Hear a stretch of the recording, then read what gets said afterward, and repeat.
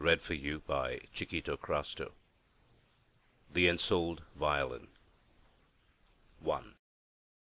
In the year 1828, an old German, a music teacher, came to Paris with his pupil, and settled unostentatiously in one of the quiet faubourgs of the metropolis.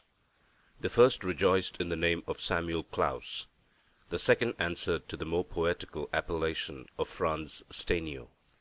The younger man was a violinist, gifted, as rumour went, with extraordinary, almost miraculous talent. Yet, as he was poor, and had not hitherto made a name for himself in Europe, he remained for several years in the capital of France, the heart and pulse of capricious continental fashion, unknown and unappreciated. France was Styrian by birth, and, at the time of the event to be presently described, he was a young man, considerably under 30, a philosopher and a dreamer by nature, imbued with all the mystic oddities of true genius. He reminded one of some of the heroes in Hoffmann's Contes Fantastiques. His earlier existence had been a very unusual, in fact quite an eccentric one, and its history must be briefly told, for the better understanding of the present story. Born of the very pious country people, in a quiet burg among the Styrian Alps, nursed by the native gnomes who watched over his cradle, growing up in the weird atmosphere of the ghouls and vampires who play such a prominent part in the household of every Styrian and Slavonian in southern Austria, educated later as a student in the shadow of the old Rhenish castles of Germany, Franz from his childhood had passed through every emotional stage on the plane of the so-called supernatural. He had also studied at one time the occult arts with an enthusiastic disciple of Paracelsus and Clunrath. Alchemy had few theoretical secrets from him, and he had dabbled in ceremonial magic and sorcery with some Hungarian Ziganis. Yet he loved above all else music, and above music his violin. At the age of 22 he suddenly gave up his practical studies in the occult, and from that day, though as devoted as ever in thought to the beautiful Grecian gods, he surrendered himself entirely to his art. Of his classical studies he had retained only that which related to the Muses, Euterpe especially, at whose altar he worshipped, and Orpheus, whose magic lyre he tried to emulate with his violin. Except his dreamy belief in nymphs and the sirens, on account probably of the double relationship of the latter to the Muses through Calliope and Orpheus, he was interested but little in matters of the sublunary world.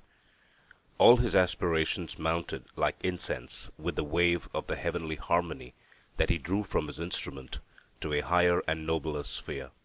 He dreamed awake, and lived a real though an enchanted life only during those hours when his magic bow carried him along the wave of sound to the pagan Olympus, to the feet of Euterpe.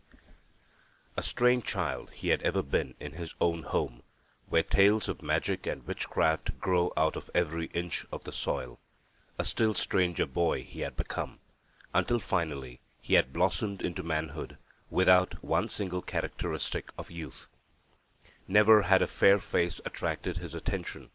Not for one moment had his thoughts turned from his solitary studies to a life beyond that of a mystic bohemian. Content with his own company, he had thus passed the best years of his youth and manhood with his violin for his chief idol, and with the gods and goddesses of old Greece for his audience, in perfect ignorance of practical life. His whole existence had been one long day of dreams, of melody and sunlight, and he had never felt any other aspirations. How useless! But oh, how glorious those dreams! How vivid! And why should he desire any better fate? Was he not all that he wanted to be, transformed in a second of thought into one or another hero, from Orpheus, who held all nature breathless, to the urchin who piped away under the plane tree, to the naiads of Callirhoe's crystal fountain? Did not the swift-footed nymphs frolic at his beck and call, to the sound of the magic flute of the Arcadian shepherd, who was himself? Behold the goddess of love and beauty, herself descending from on high attracted by the sweet-voiced notes of his violin. Yet there came a time when he preferred Syrinx to Aphrodite, not as the fair nymph pursued by Pan, but after her transformation by the merciful gods into the reed out of which the frustrated god of the shepherds had made his magic pipe. For also with time ambition grows and is rarely satisfied. When he tried to emulate on his violin the enchanting sounds that resounded in his mind, the whole of Parnassus kept silent under the spell, or joined in heavenly chorus. But the audience he finally craved was composed of more than gods sung by Hesiod, verily of the most appreciative melomanes of European capitals. He felt jealous of the magic pipe, and would fain have had it at his command. "Oh, that I could allure a nymph into my beloved violin!" he often cried, after awakening from one of his daydreams. "Oh, that I could only span in spirit flight the abyss of time! Oh, that I could find myself for one short day a partaker of the secret arts of the gods, a god myself in the sight and hearing of enraptured humanity, and having learned the mystery of the lyre of Orpheus, or secured within my violin a siren, thereby benefit mortals to my own glory." Thus having for long years dreamed in the company of the gods of his fancy, he now took to dreaming of the transitory glories of fame upon this earth. But at this time he was suddenly called home by his widowed mother from one of the German universities where he had lived for the last year or two. This was an event which brought his plans to an end, at least so far as the immediate future was concerned, for he had hitherto drawn upon her alone for his meagre pittance, and his means were not sufficient for an independent life outside his native place. His return had a very unexpected result. His mother, whose only love he was on earth, died soon after she had welcomed her Benjamin back, and the good wives of the Burg exercised their swift tongues for many a month as to the real causes of that death. Frau Stenio, before Franz's return, was a healthy, buxom, middle-aged body, strong and hearty. She was a pious and a God-fearing soul too, who had never failed in saying her prayers, nor had missed an early mass for years during his absence. On the first Sunday after her son had settled at home, a day that she had been longing for, and had anticipated for months in joyous visions, in which she saw him kneeling by her side in the little church on the hill, she called him from the foot of the stairs. The hour had come when her pious dream was to be realized, and she was waiting for him, carefully wiping the dust from the prayer book he had used in his boyhood.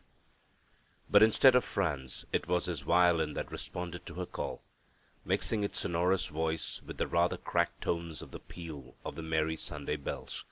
The fond mother was somewhat shocked at hearing the prayer-inspiring sounds drowned by the weird, fantastic notes of the dance of the witches. They seemed to her so unearthly and mocking. But she almost fainted upon hearing the definite refusal of her well-beloved son to go to church.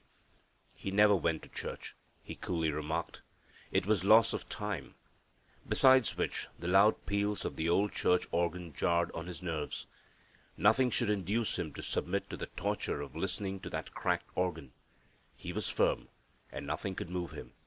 To her supplications and remonstrances he put an end by offering to play for her a hymn to the sun he had just composed.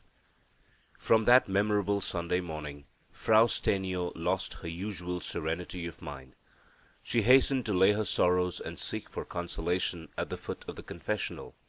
But that which she heard in response from the stern priest filled her gentle and unsophisticated soul with dismay and almost with despair.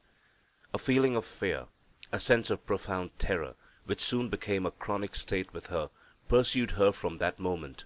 Her nights became disturbed and sleepless. Her days passed in prayer and lamentations. In her maternal anxiety for the salvation of her beloved son's soul, and for his post-mortem welfare, she made a series of rash vows. Finding that neither the Latin petition to the Mother of God written for her by her spiritual adviser, nor yet the humble supplications in German, addressed by herself to every saint she had reason to believe was residing in paradise, worked the desired effect, she took to pilgrimages to distant shrines. During one of these journeys to a holy chapel situated high up in the mountains, she caught cold amidst the glaciers of the Tyrol, and redescended only to take to a sick bed, from which she arose no more. Frau Stenio's vow had led her, in one sense, to the desired result. The poor woman was now given an opportunity of seeking out in propria persona the saints she had believed in so well, and of pleading face to face for the recreant son who refused adherence to them and to the Church, scoffed at monk in confessional, and held the organ in such horror. Franz sincerely lamented his mother's death. Unaware of being the indirect cause of it, he felt no remorse, but selling the modest household goods and chattels, light in purse and heart, he resolved to travel on foot for a year or two before settling down to any definite profession. A hazy desire to see the great cities of Europe and to try his luck in France lurked at the bottom of his travelling project, but his bohemian habits of life were too strong to be abruptly abandoned. He placed his small capital with the banker for a rainy day, and started on his pedestrian journey via Germany and Austria.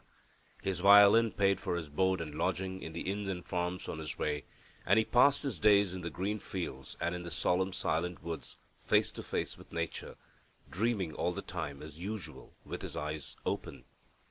During the 3 months of his pleasant travels to and fro, he never descended for one moment from Parnassus, but as an alchemist transmutes lead into gold, so he transformed everything on his way into a song of Hesiod or Anacreon. Every evening, while fiddling for his supper and bed, whether on a green lawn or in the hall of a rustic inn, his fancy changed the whole scene for him. Village swains and maidens became transfigured into Arcadian shepherds and nymphs. The sand-covered floor was now a green sward. The uncouth couple spinning round in a measured waltz with the wild grace of tamed bears became priests and priestesses of Terpsichore.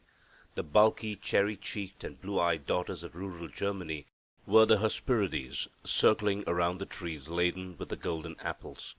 Nor did the melodious strains of the Arcadian demigods, piping on their syrinxes, and audible but to his own enchanted ear, vanish with the dawn. For no sooner was the curtain of sleep raised from his eyes that he would sally forth into a new magic realm of day-dreams. On his way to some dark and solemn pine forest, he played incessantly to himself and to everything else. He fiddled to the green hill, and forthwith the mountain and the moss-covered rocks moved forward to hear him the better, as they had done at the sound of the Orphean lyre. He fiddled to the merry-voiced brook, to the hurrying river, and both slackened their speed and stopped their waves, and, becoming silent, seemed to listen to him in an entranced rapture. Even the long-legged stork, who stood meditatively on one leg on the thatched top of the rustic mill, gravely resolving unto himself the problem of his too long existence, sent out after him a long and strident cry, screeching, "Art thou Orpheus himself, O Stenio?" It was a period of full bliss, of a daily and almost hourly exaltation. The last words of his dying mother, whispering to him of the horrors of eternal condemnation, had left him unaffected, and the only vision her warning evoked in him was that of Pluto. By a ready association of ideas he saw the lord of the dark nether kingdom greeting him as he had greeted the husband of Eurydice before him. Charmed with the magic sounds of his violin, the wheel of the Ixion was at a standstill once more, thus affording relief to the wretched seducer of Juno, and giving the lie to those who claim eternity for the duration of the punishment of condemned sinners.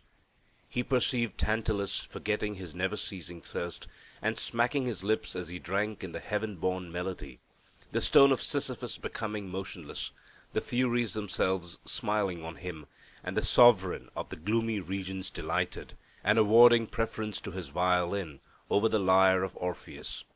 Taken au sérieux, mythology thus seemed a decided antidote to fear, in the face of theological threats, especially when strengthened with an insane and passionate love of music.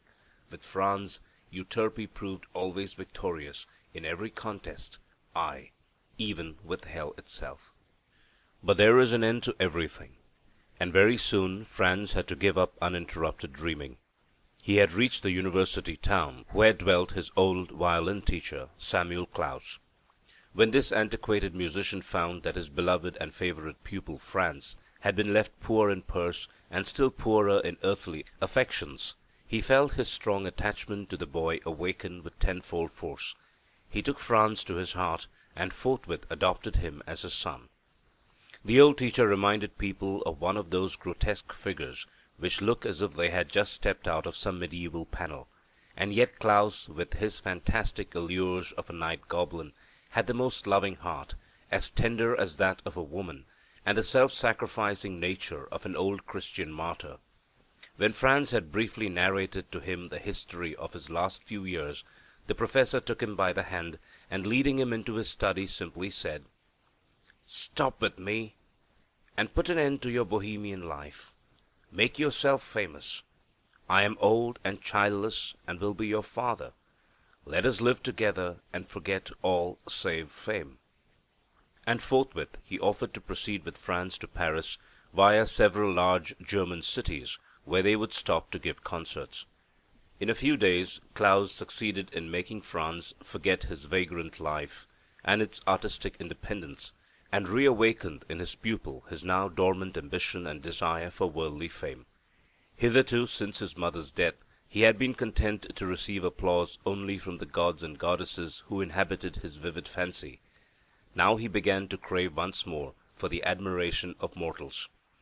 Under the clever and careful training of old Klaus, his remarkable talent gained in strength and powerful charm with every day, and his reputation grew and expanded with every city and town wherein he made himself heard.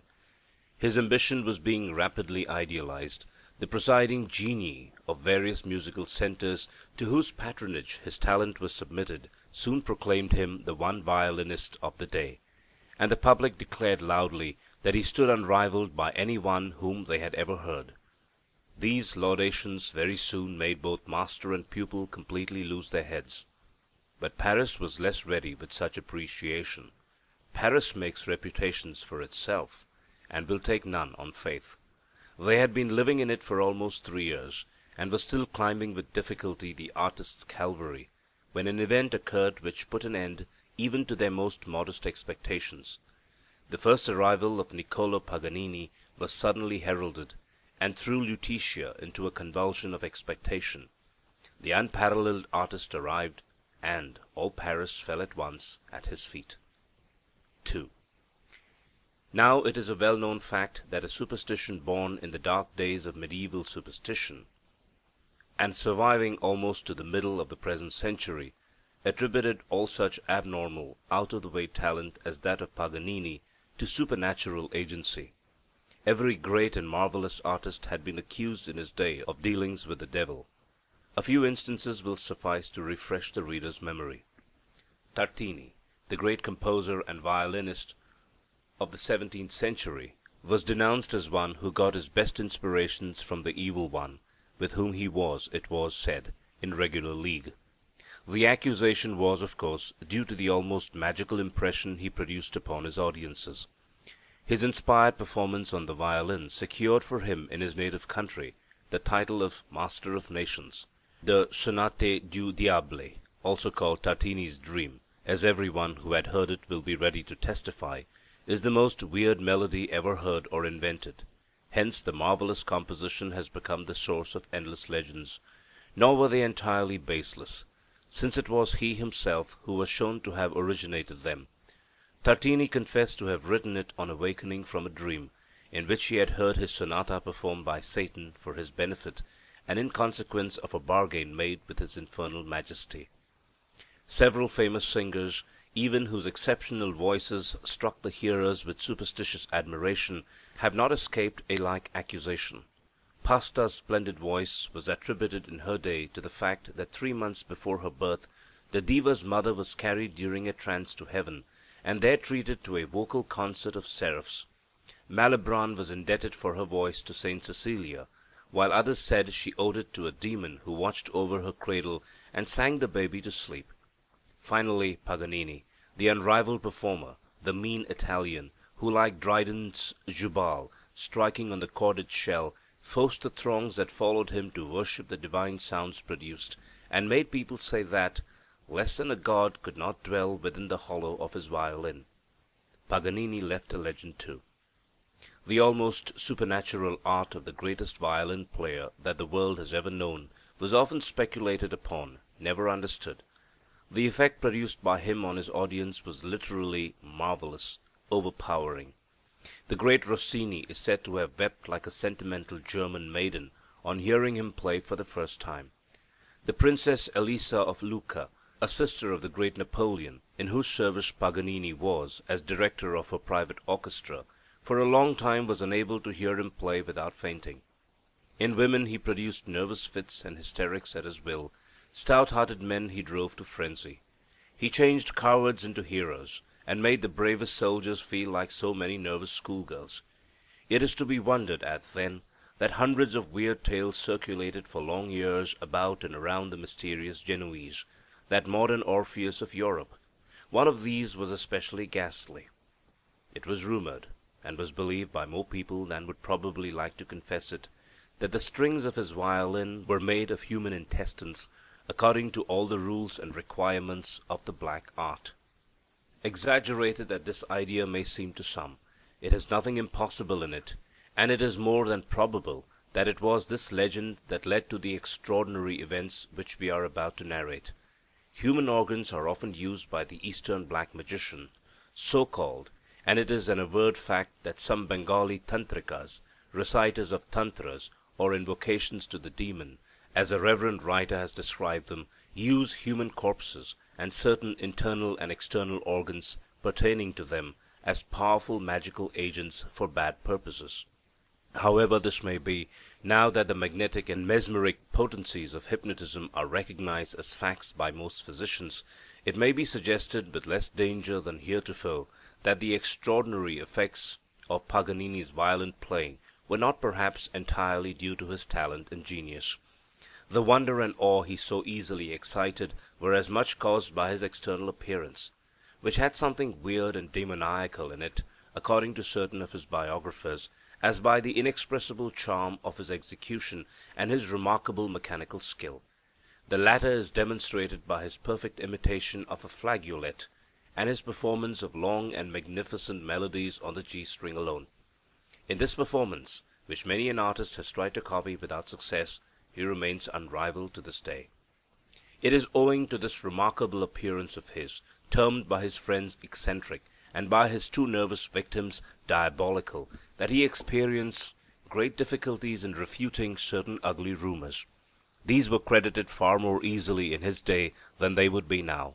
It was whispered throughout Italy, and even in his own native town, that Paganini had murdered his wife, and later on a mistress, both of whom he had loved passionately, and both of whom he had not hesitated to sacrifice to his fiendish ambition. He had made himself proficient in magic arts, it was asserted, and had succeeded thereby in imprisoning the souls of his two victims in his violin, his famous Cremona. It is maintained by the immediate friends of Ernest T.W. Hoffmann, the celebrated author of Die Elixir de Teufel, Meister Martin, and other charming and mystical tales, that Councillor Crespel, in the violin of Cremona, was taken from the legend about Paganini. It is, as all who have read it know, the history of a celebrated violin, into which the voice and the soul of a famous diva, a woman whom Crespel had loved and killed, had passed, and to which was added the voice of his beloved daughter Antonia. Nor was this superstition utterly ungrounded, nor was Hoffmann to be blamed for adopting it, after he had heard Paganini's playing. The extraordinary facility with which the artist drew out of his instrument not only the most unearthly sounds, but positively human voices, justified the suspicion. Such effects might well have startled an audience and thrown terror into many a nervous heart. Add to this the impenetrable mystery connected with a certain period of Paganini's youth, and the most wild tales about him must be found in measure justifiable and even excusable, especially among a nation whose ancestors knew the Borgias and the Medicis of black art fame. 3. In those pre-telegraphic days, newspapers were limited, and the wings of fame had a heavier flight than they have now. Franz had hardly heard of Paganini, and when he did, he swore he would rival, if not eclipse, the Genoese magician. Yes, he would either become the most famous of all living violinists, or he would break his instrument and put an end to his life at the same time. Old Klaus rejoiced at such a determination. He rubbed his hands in glee, and jumping about on his lame leg like a crippled satyr, he flattered and incensed his pupil, believing himself all the while to be performing a sacred duty to the holy and majestic cause of art. Upon first setting foot in Paris 3 years before, Franz had all but failed. Musical critics pronounced him a rising star, but had all agreed that he required a few more years' practice before he could hope to carry his audiences by storm. Therefore, after a desperate study of over 2 years and uninterrupted preparations, the Styrian artist had finally made himself ready for his first serious appearance in the great opera house, where a public concert before the exacting critics of the old world was to be held. At this critical moment Paganini's arrival in the European metropolis placed an obstacle in the way of the realization of his hopes, and the old German professor wisely postponed his pupil's debut. At first he had simply smiled at the wild enthusiasm, the laudatory hymns sung about the Genoese violinist, and the almost superstitious awe with which his name was pronounced. But very soon Paganini's name became a burning iron in the hearts of both the artists and a threatening phantom in the mind of Klaus. A few days more, and they shuddered at the very mention of their great rival, whose success became with every night more unprecedented. The first series of concerts was over, but neither Klaus nor Franz had as yet had an opportunity of hearing him and of judging for themselves. So great and so beyond their means was the charge for admission, and so small the hope of getting a free pass from a brother artist justly regarded as the meanest of men in monetary transactions, that they had to wait for a chance, as did so many others. But the day came when neither master nor pupil could control their impatience any longer, so they pawned their watches, and with the proceeds bought 2 modest seats. Who can describe the enthusiasm, the triumphs of this famous and at the same time fatal night? The audience was frantic. Men wept and women screamed and fainted, while both Klaus and Stenio sat looking paler than 2 ghosts. At the first touch of Paganini's magic bow, both Franz and Samuel felt as if the icy hand of death had touched them. Carried away by an irresistible enthusiasm which turned into a violent, unearthly mental torture, they dared neither look into each other's faces nor exchange one word during the whole performance. At midnight, while the chosen delegates of the musical societies and the Conservatory of Paris unhitched their horses and dragged the carriage of the grand artist home in triumph, the 2 Germans returned to their modest lodging, and it was a pitiful sight to see them. Mournful and desperate, they placed themselves in their usual seats at the fire corner, and neither for a while opened his mouth. "Samuel!" at last exclaimed Franz, pale as death itself. "Samuel! It remains for us now but to die. Do you hear me? We are worthless. We were 2 madmen to have ever hoped that any one in this world would ever rival him." The name of Paganini stuck in his throat, as in utter despair he fell into his armchair. The old professor's wrinkles suddenly became purple. His little greenish eyes gleamed phosphorescently, as, bending toward his pupil, he whispered to him in hoarse and broken tones, "Nein, nein, thou art wrong, my Franz. I have taught thee, and thou hast learned all of the great art that a simple mortal and a Christian by baptism can learn from another simple mortal. Am I to blame because these accursed Italians, in order to reign unequalled in the domain of art, have recourse to Satan and the diabolical effects of black magic?" Franz turned his eyes upon his old master. There was a sinister light burning in those glittering orbs, a light telling plainly that, to secure such a power, he too would not scruple to sell himself body and soul to the evil one. But he said not a word, and turning his eyes from his old master's face, he gazed dreamily at the dying embers. The same long-forgotten incoherent dreams, which, after seeming such realities to him in his younger days, had been given up entirely, and had gradually faded from his mind, now crowded back into it with the same force and vividness as of old.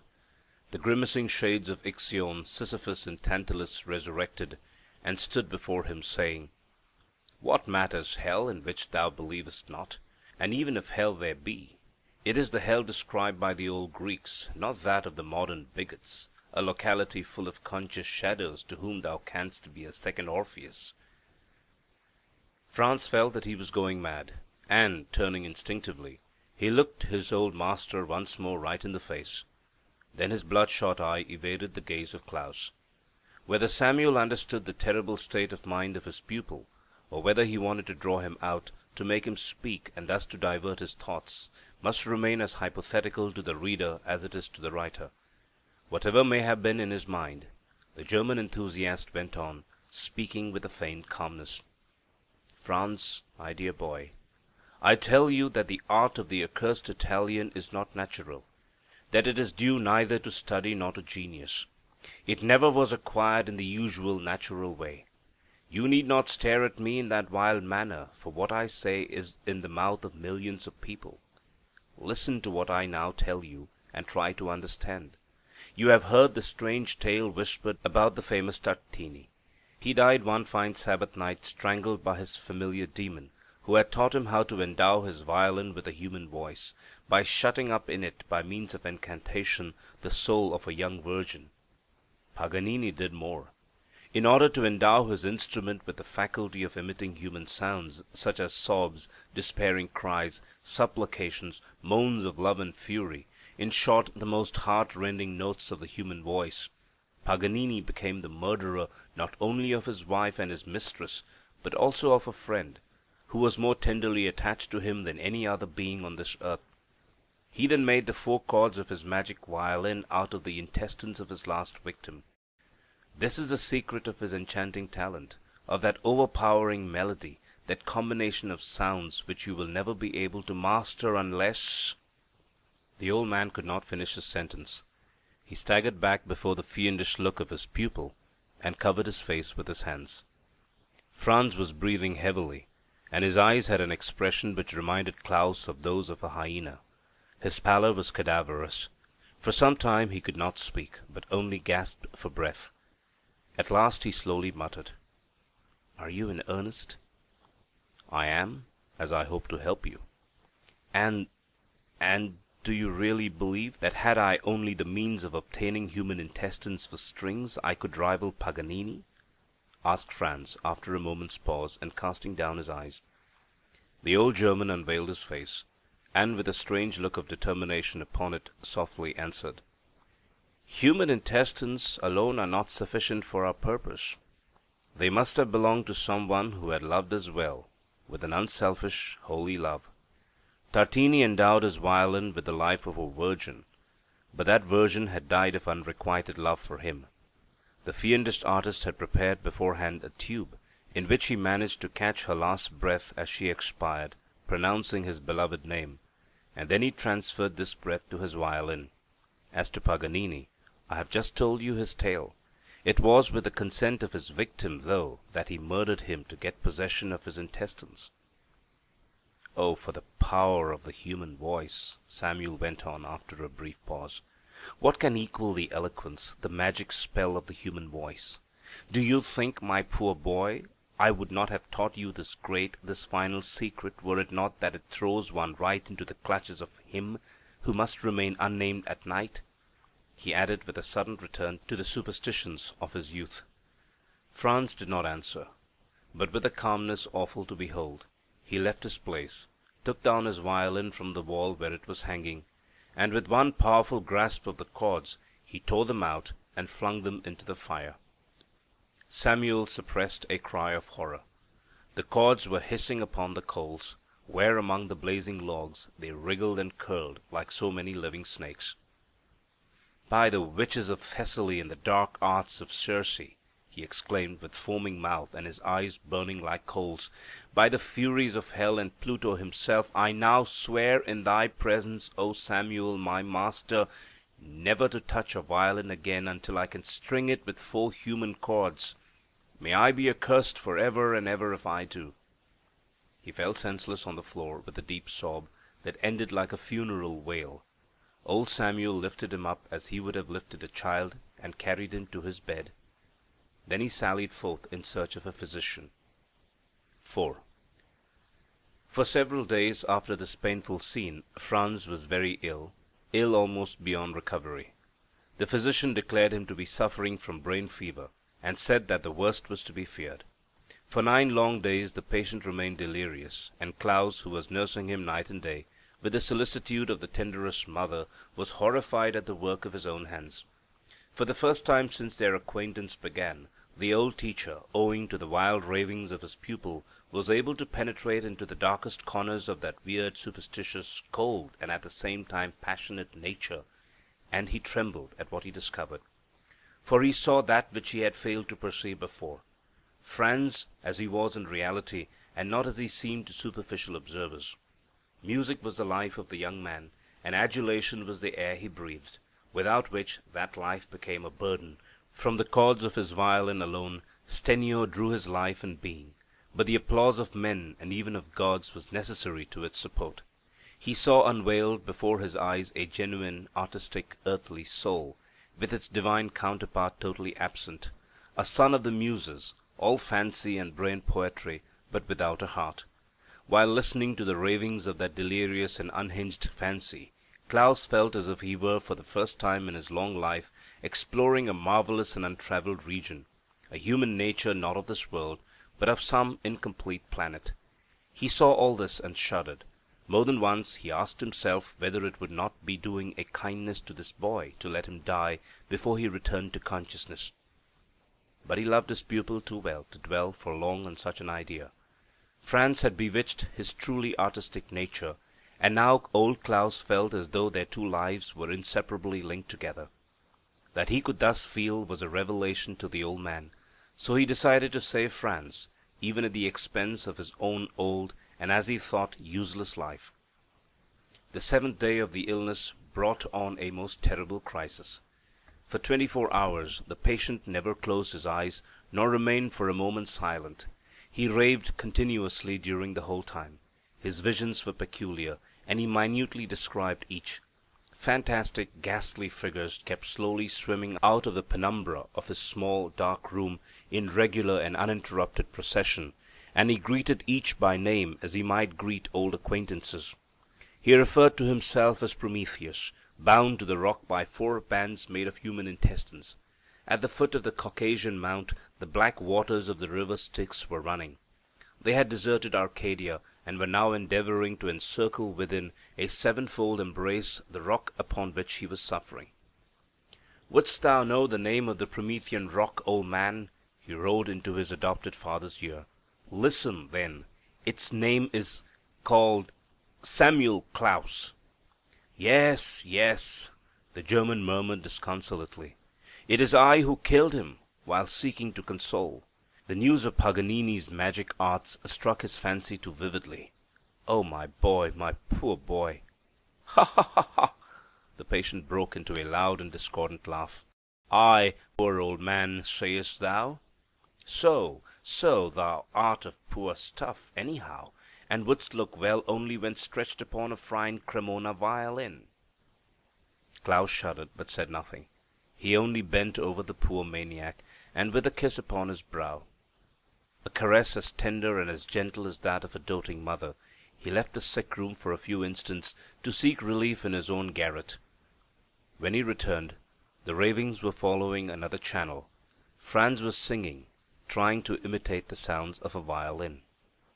Toward the evening of that day the delirium of the sick man became perfectly ghastly. He saw spirits of fire clutching at his violin. Their skeleton hands, from each finger of which grew a flaming claw, beckoned to old Samuel. They approached and surrounded the old master, and were preparing to rip him open. Him, the only man on this earth who loves me with an unselfish, holy love, and whose intestines can be of any good at all. He went on whispering, with glaring eyes and demon laugh. By the next morning, however, the fever had disappeared, and by the end of the 9th day Stenio had left his bed, having no recollection of his illness, and no suspicion that he had allowed Klaus to read his inner thought. Nay, had he himself any knowledge that such a horrible idea as the sacrifice of his old master to his ambition had ever entered his mind? Hardly. The only immediate result of his fatal illness was, that as, by reason of his vow, his artistic passion could find no issue, another passion awoke, which might avail to feed his ambition and his insatiable fancy. he plunged headlong into the study of the occult arts, of alchemy and of magic. In the practice of magic the young dreamer sought to stifle the voice of his passionate longing for his, as he thought, forever lost violin. Weeks and months passed away, and the conversation about Paganini was never resumed between the master and the pupil. But a profound melancholy had taken possession of Franz. The two hardly exchanged a word. The violin hung mute, chordless, full of dust in its habitual place. It was as the presence of a soulless corpse between them. The young man had become gloomy and sarcastic, even avoiding the mention of music. Once, as his old professor, after long hesitation, took out his own violin from its dust-covered case and prepared to play, Franz gave a convulsive shudder, but said nothing. At the first notes of the bow, however, he glared like a madman, and rushing out of the house remained for hours wandering in the streets.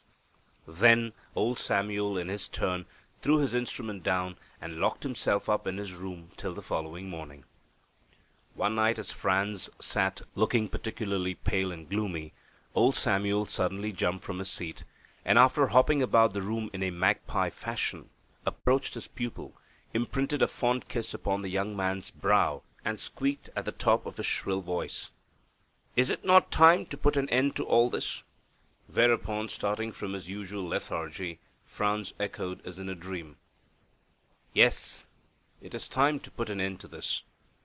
Upon which the two separated and went to bed. On the following morning, when Franz awoke, he was astonished not to see his old teacher in his usual place to greet him. But he had greatly altered during the last few months, and he at first paid no attention to his absence, unusual as it was. He dressed and went into the adjoining room, a little parlor where they had had their meals, and which separated their two bedrooms. The fire had not been lighted, since the embers had died out the previous night, and no sign was anywhere visible of the professor's busy hand in his usual housekeeping duties. Greatly puzzled, but in no way dismayed, Franz took his usual place at the corner of the now cold fireplace, and fell into an aimless reverie. As he stretched himself in his old armchair, raising both his hands to clasp them behind his head in a favorite posture of his hand came into contact with something on a shelf at his back. He knocked against a case, and brought it violently on the ground. It was old Klaus's violin case that came down to the floor with a sudden crash that the case opened, and the violin fell out of it, rolling to the feet of Franz. And then the chords, striking against the brass fender, emitted a sound, prolonged, sad and mournful as the sigh of an unrestful soul. It seemed to fill the whole room, and reverberated in the head and the very heart of the young man. The effect of that broken violin string was magical. "Samuel!" cried Stenio, with his eyes starting from their sockets, and an unknown terror suddenly taking possession of his whole being. "Samuel, what has happened?" "My dear old master!" he called out, hastening to the professor's little room, and throwing the door violently open. No one answered. All was silent within. He staggered back, frightened at the sound of his own voice, so changed and hoarse it seemed to him at this moment. No reply came in response to his call. Naught followed but a dead silence, that stillness which in the domain of sounds usually denotes death. In the presence of a corpse, as in the lugubrious stillness of a tomb, such silence acquires a mysterious power, which strikes the sensitive soul with a nameless terror. The little room was dark, and Franz hastened to open the shutters. Samuel was lying on his bed, cold, stiff, and lifeless. At the sight of the corpse of him who had loved him so well, and had been to him more than a father, Franz experienced a dreadful revulsion of feeling, a terrible shock. But the ambition of the fanatical artist got the better of the despair of the man, and smothered the feelings of the latter in a few seconds. A note bearing his own name was conspicuously placed upon a table near the corpse. With trembling hand the violinist tore open the envelope and read the following: My beloved son, Franz, when you read this, I shall have made the greatest sacrifice that your best and only friend and teacher could have accomplished for your fame. He who loved you most is now but an inanimate lump of clay. Of your old teacher there now remains but a clod of cold organic matter. I need not prompt you as to what you have to do with it. Fear not stupid prejudices. It is for your future fame that I have made an offering of my body, and you would be guilty of the blackest ingratitude were you now to render useless this sacrifice. When you shall have replaced the chords upon your violin, and these chords a portion of my own self, under your touch it will acquire the power of that accursed sorcerer, all the magic voices of Paganini's instrument. You will find therein my voice, my sighs and groans, my song of welcome, the prayerful sobs of my infinite and sorrowful sympathy, my love for you. And now, my Franz, fear nobody. Take your instrument with you, and dog the steps of him who filled our lives with bitterness and despair. Appear in every arena where hitherto he has reigned without a rival, and bravely throw the gauntlet of defiance in his face. O Franz, then only wilt thou hear with what a magic power the full notes of unselfish love will issue forth from thy violin. Perchance, with a last caressing touch of its chords, thou wilt remember that they once formed a portion of thine old teacher, who now embraces and blesses thee for the last time. Samuel.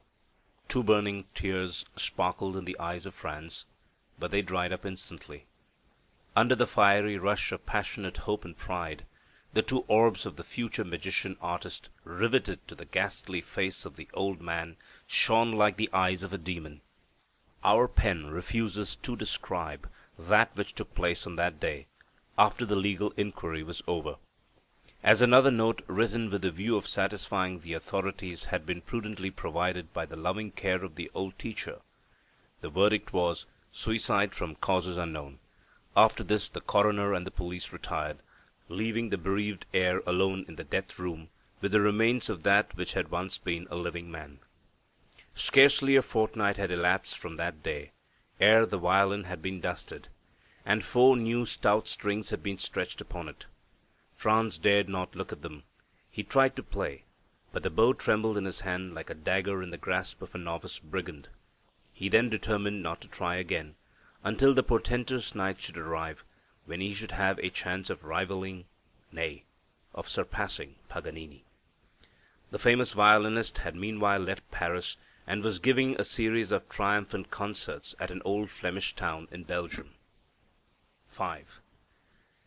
One night, as Paganini, surrounded by a crowd of admirers, was sitting in the dining-room of the hotel at which he was staying, a visiting card with a few words written on it in pencil was handed to him by a young man with wild staring eyes.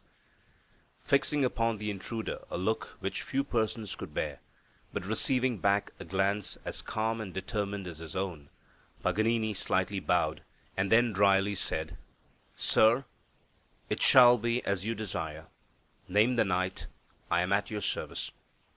On the following morning the whole town was startled by the appearance of bills posted at the corner of every street, and bearing the strange notice, "On the night of, at the Grand Theatre of, and for the first time will appear before the public, Franz Steniau, a German violinist, arrived purposely to throw down the gauntlet to the world-famous Paganini, and to challenge him to a duel upon their violins. He purposes to compete with the great virtuoso in the execution of the most difficult of his compositions. The famous Paganini has accepted the challenge. Franz Steniau will play, in competition with the unrivaled violinist, the celebrated Fantasie Caprice of the latter, known as the Witches. The effect of the notice was magical. Paganini, who amid his greatest triumphs never lost sight of a profitable speculation, doubled the usual price of admission. But still the theatre could not hold the crowds that flocked to secure tickets for that memorable performance. At last the morning of the concert day dawned, and the duel was in everyone's mouth. Franz Steniau, who, instead of sleeping, had passed the whole long hours of the preceding midnight in walking up and down his room like an encaged panther, had toward morning fallen on his bed from mere physical exhaustion. Gradually he passed into a death-like and dreamless slumber. At the gloomy winter dawn he awoke, but finding it too early to rise, he fell asleep again. And then he had a vivid dream, so vivid indeed, so lifelike, that from its terrible realism he felt sure that it was a vision rather than a dream. He had left his violin on a table by his bedside locked in its case, the key of which never left him.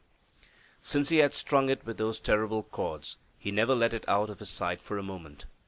In accordance with this resolution, he had not touched it since his first trial, and his bow had never but once touched the human strings, for he had since always practised on another instrument.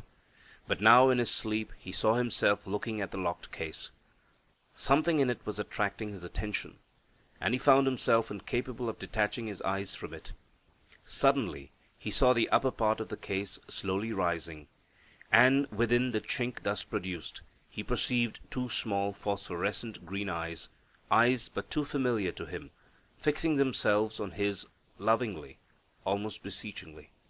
Then a thin, shrill voice, as if issuing from these ghastly orbs, the voice and orbs of Samuel Klaus himself, resounded in Stenio's horrified ear, and he heard it say, "Franz, my beloved boy, Franz, I cannot, no, I cannot separate myself from them." And they twanged piteously inside the case. Franz stood speechless, horror-bound. He felt his blood actually freezing, and his hair moving and standing erect on his head. "It's but a dream, an empty dream," he attempted to formulate in his mind. "I have tried my best, Franzchen.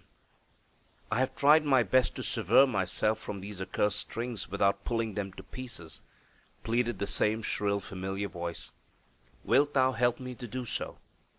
Another twang, still more prolonged and dismal, resounded within the case, now dragged about the table in every direction by some interior power, like some living, wriggling thing, the twangs becoming sharper and more jerky with every new pull.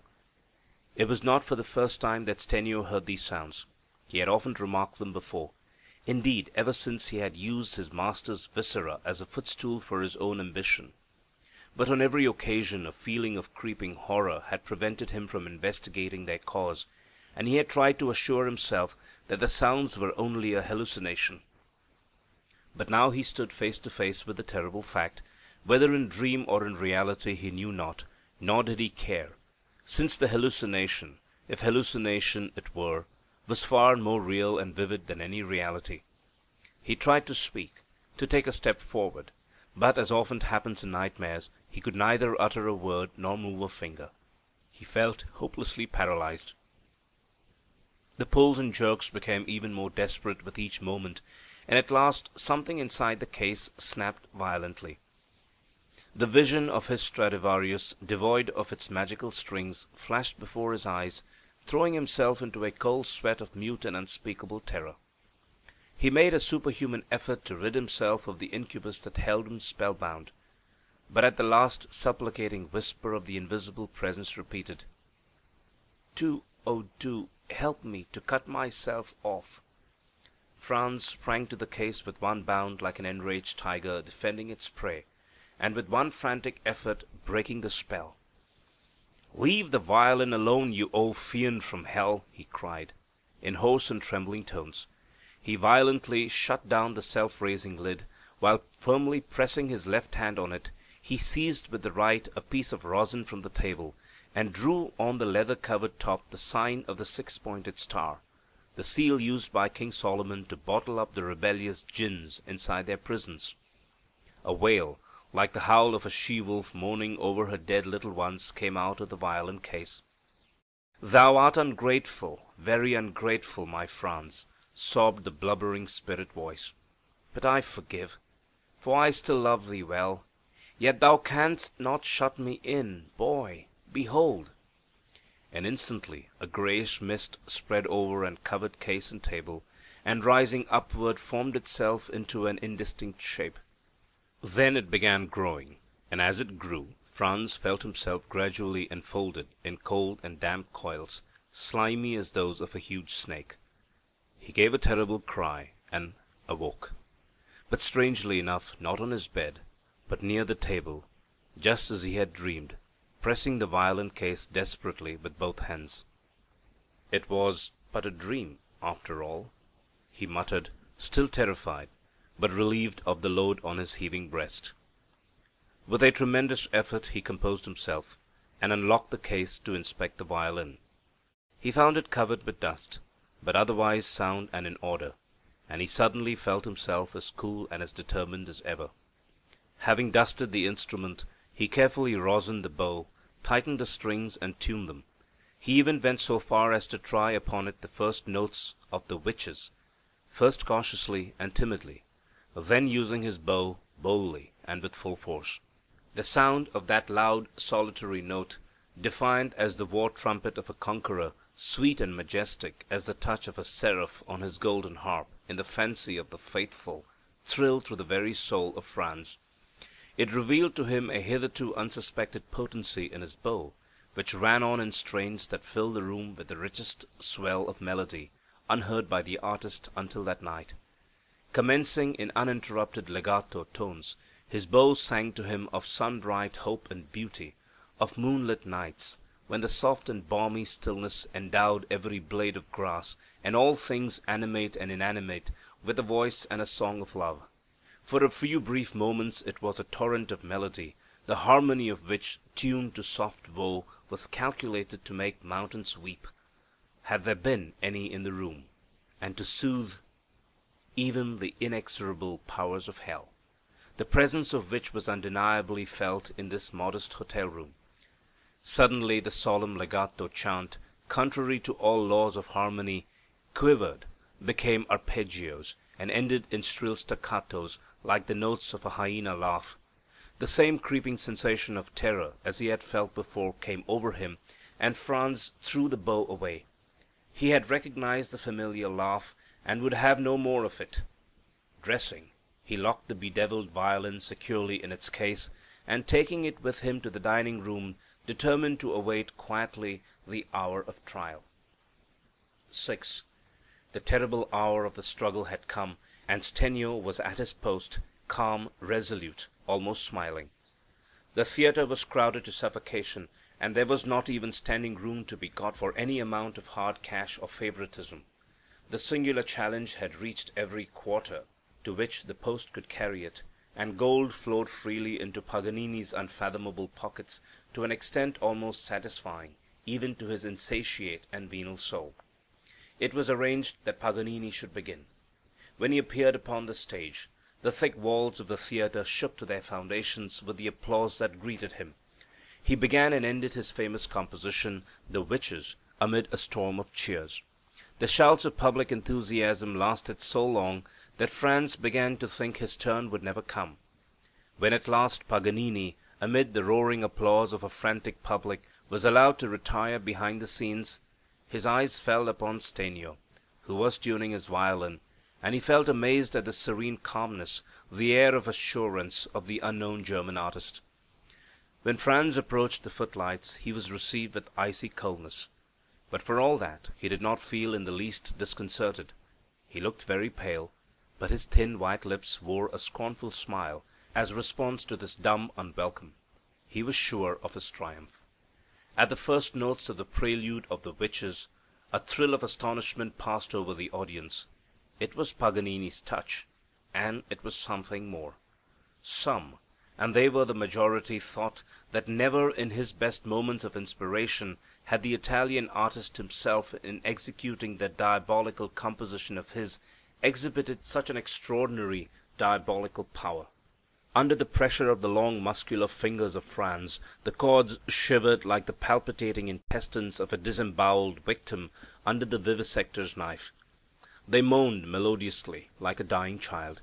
The large blue eye of the artist, fixed with a satanic expression upon the sounding board, seemed to summon forth Orpheus himself from the infernal regions, rather than the musical notes supposed to be generated in the depths of the violin.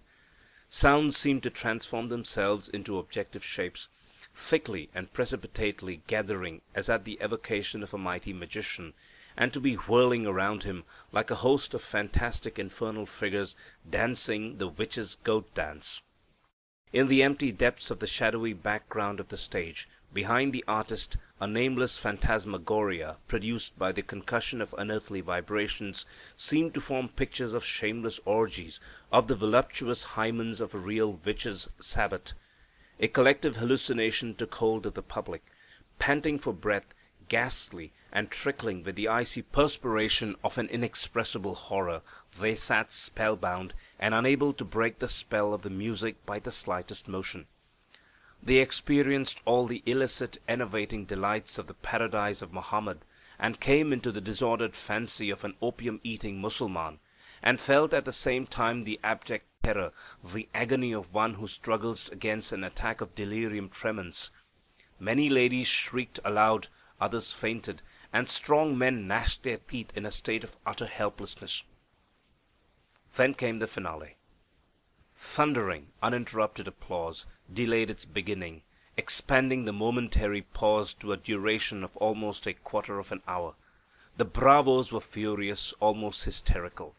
At last, after a profound and last bow, Stenior, whose smile was as sardonic as it was triumphant, lifted his bow to attack his famous finale.